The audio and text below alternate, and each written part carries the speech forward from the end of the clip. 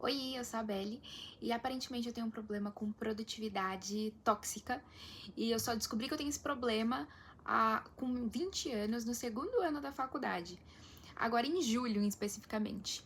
Então eu tô aqui com meu belo cafezinho, minha vida pertence a Jesus, pra contar um pouquinho, conversar um pouquinho sobre isso e deixar isso gravado aqui no YouTube. Se você não tem um nível alto de produtividade e você entra na vida universitária, você vai se lascar, infelizmente.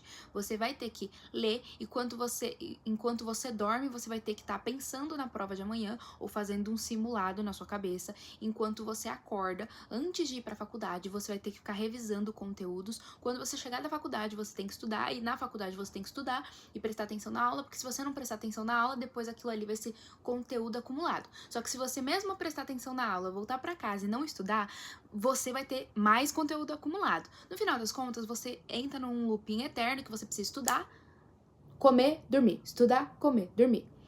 E na escola eu lembro que era assim, eu estudava, só que eu não estudava tanto quando eu chegava em casa. Eu prestava atenção na aula e eu conseguia ir muito bem nas provas. Assim, bem que eu digo, era passar, sem ter que ficar fazendo recuperação. Eu não era a melhor aluna, mas eu também não era das piores. Agora, na faculdade, a pressão pra ser a melhor é muito maior do que quando você tá no ensino médio. Porque quando você tá no ensino médio, você ainda tá naquele período de tentar entender o que você quer ser na vida. Então tá tudo bem você não ser bom em uma matéria, por exemplo. Tá tudo bem você não ser bom em matemática, porque você quer literatura. Tá tudo bem você não ser bom em literatura, porque você é da física. Então tá tudo bem. Só que na faculdade, quando é uma coisa extremamente nichada, então as matérias são voltadas para tua área de atuação futura, dá um desespero quando você não é bom. E aí você entra naquela loucura de, meu Deus, quando eu sair da faculdade, será que eu vou realmente ser um profissional bom ou eu vou ser um profissional medíocre no mar de um monte de profissionais medíocres? E aí eu me deparei nesses últimos 2 meses do primeiro semestre desse ano negociando o inegociável, sabe? Porque nesses 2 meses todo o tempo de qualidade que eu tinha com Jesus, não tinha qualidade nenhuma, na verdade, sendo muito sincera. Eu fazia porque já virou parte da minha rotina, então eu tinha que fazer. Acordei, faço a minha meditação, oro pra Jesus, a mesma oração.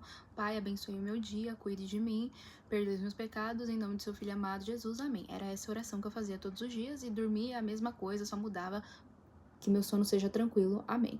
Então, assim, não existia qualidade, existia uma rotina e eu estava vivendo apenas no modo de sobrevivência e vivendo e fazendo porque tinha que ser feito aquilo ali, mas não porque eu estava de cabeça, de verdade ali, eu estava com a cabeça ali focada no que eu estava lendo, no que eu estava meditando e parece que nesses 2 meses eu esqueci, parece não, eu realmente esqueci que tudo isso aqui é passageiro e o que realmente é importante e aonde os meus olhos devem estar. Comecei a perceber também que a produtividade tóxica também era uma falta de fé e que a minha fé era muito frágil, porque eu produzo muito, porque eu preciso, eu acho que tudo e qualquer coisa que aconteça na minha vida só é feito por minhas mãos. Então, se as coisas não acontecem, ou se as coisas acontecem, o mérito é 100% meu. E eu esqueço que Cristo está no controle.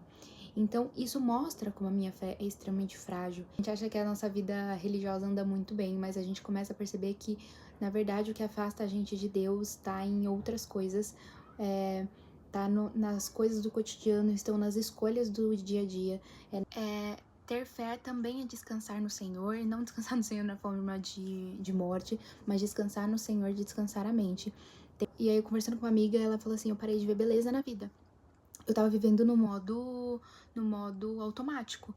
E eu acho que isso resume muitas coisas. Então, assim, a gente fala muito sobre pecado pecado da carne, do álcool, de ir pra festa, e entre outras coisas, mas a gente esquece que às vezes o pecado tá muito mais inserido no nosso cotidiano e a gente não tá vendo, tá na nossa cara. Pra gente se aproximar de Deus, a gente precisa confiar de todo o nosso coração, de confiar e confiar realmente. Não é confiar só de falar de eu tô confiando, mas eu tô aqui segurando a corda ainda com todas as minhas forças, com os 2 pés no chão. É realmente confiar. Óbvio que isso não te dá o direito de não tentar e não se esforçar e não dar 100% de você. Só que você não pode extrapolar o limite. E entrar em tentar entender esse limite é muito difícil, não é fácil. Óbvio que eu tô te fazendo uma leitura de uma situação da minha vida que aconteceu. E não é fácil esse processo. Ainda eu me encontro quando eu tô nesse nível de produtividade de, opa, peraí, calma, vamos diminuir o ritmo. Eu não vou negociar o inegociável.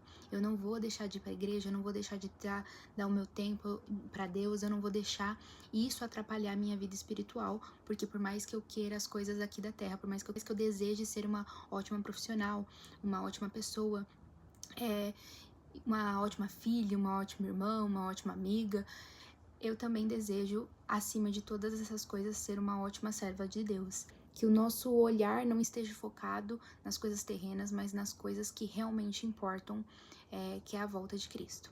E que é estar salvo acima de tudo disso. E deixar a nossa mente, deixar o nosso espírito limpos e humildes sempre que possível. A gente tem que entender que Cristo vai voltar e que essas coisas vão passar. Então, por que você tá tendo pressa? Se você realmente acredita que Cristo vai voltar, por que você tá tendo essa pressa tanto de conquistar grandes coisas?